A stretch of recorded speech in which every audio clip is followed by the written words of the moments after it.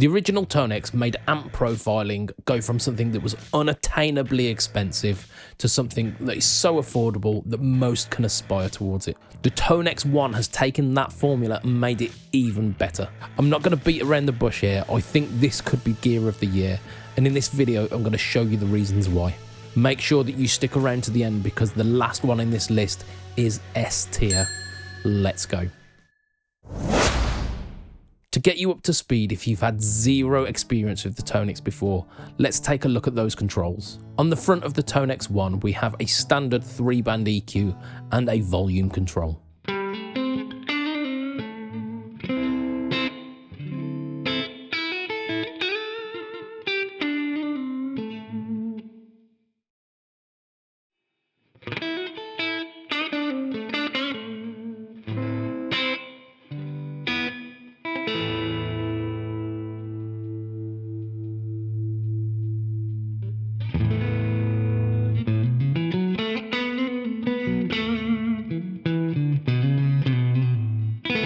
When you press in the Alt button, the volume control turns into a gain control, and you gain access to all of these special hidden features.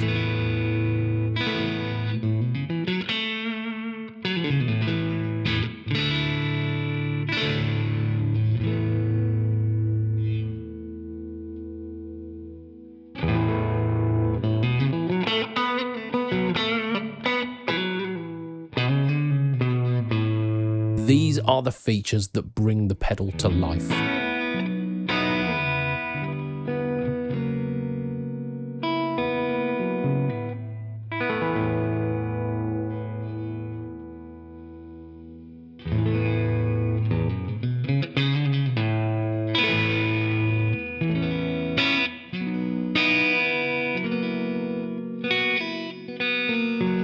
The gate is self-explanatory. It is there to tame the background hiss of those higher gain amps.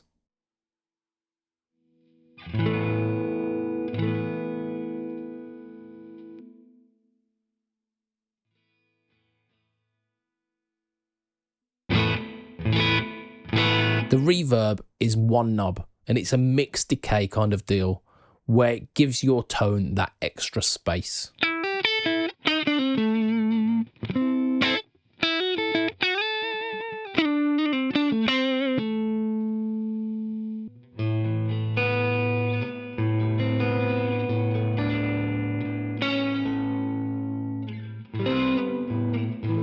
The comp control is the real secret sauce on this one. You can use it to add the feel of when an amp is turned up really loud, or you can have that real guitar-y compressor squish too.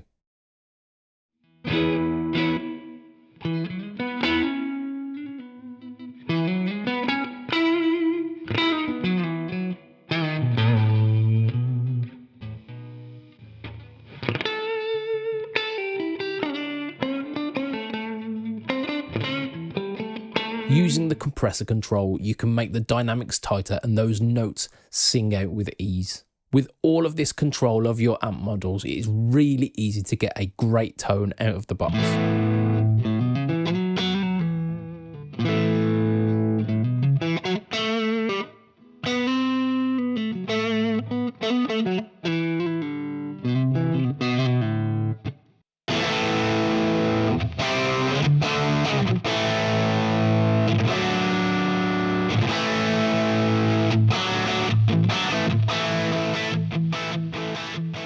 There are two modes of operation in the ToneX One, stomp mode and dual preset mode.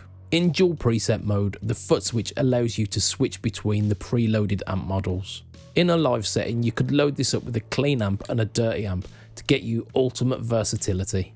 If you then augmented that sound with a pedal board with a few drives, maybe a modulation and a reverb and delay, you could get yourself a really solid sound.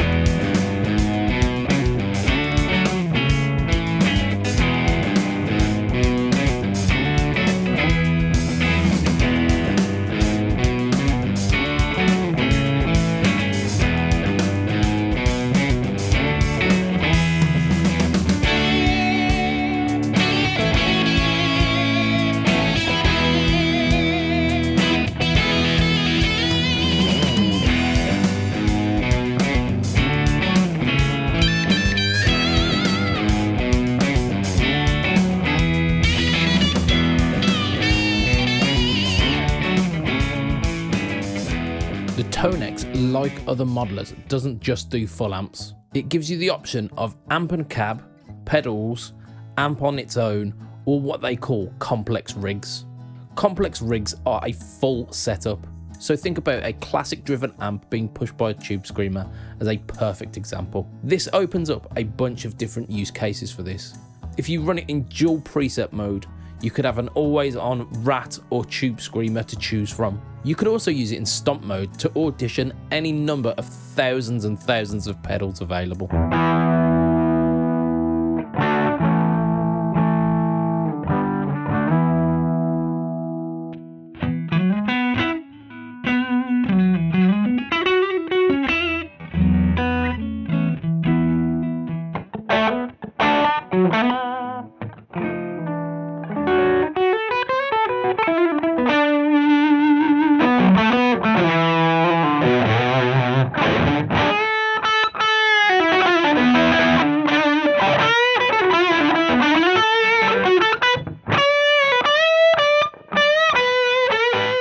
As an amp modeler allowing you to switch between two different amps, it is really useful, giving you the option between a pedal modeler, a full or partial amp modeler, and a complete rig modeler. This is epic.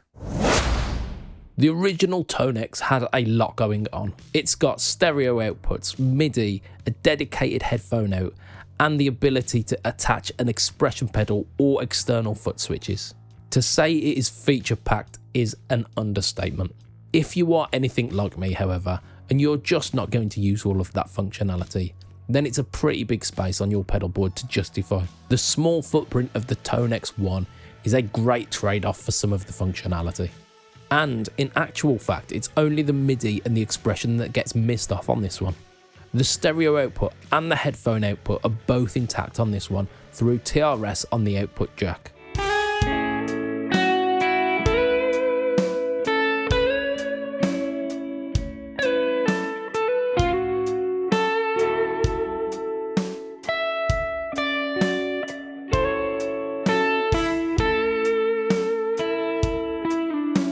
This might seem simple and a little bit nitpicky, but I am all about respecting great choices. It is still not industry standard to use USB-C on guitar pedals. Both TC and Boss have been guilty of using micro USB on their pedals, and it is not okay. Granted, both companies are now making the move to USB-C, which is great. Why am I getting so het up about the USB connection, I hear you ask? Most mobile phones use USB-C to charge these days. Most laptops have got USB-C as standard on them as well, and I have got a surplus of USB-C cables. There is nothing more frustrating than wanting to update your pedal and then having to search for an oddly specific cable to do so. Not only that, IK Multimedia have put the USB-C at the bottom of the pedal, so it means that you don't have to take it off your board to access it. IK Multimedia have really thought through the design on this one. Kudos.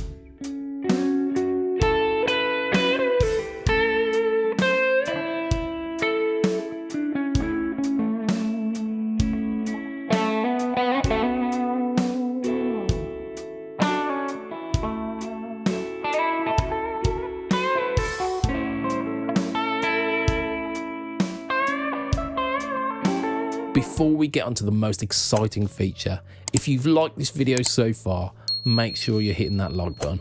It doesn't take much time and it's free to do, and it really helps this channel grow. To keep up to date with everything that we do here at PBOD, consider subscribing too. Now let's get on with that last point.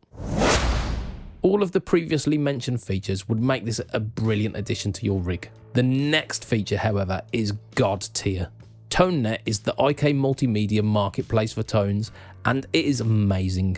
You can work your way through 27,000 different models available. These include pedals, amps, cabs, and full rigs too. It features some amazing free tones from legends such as John Cordy and J Leonard J. With all of this amazing choice for free, you can really tailor it to suit you.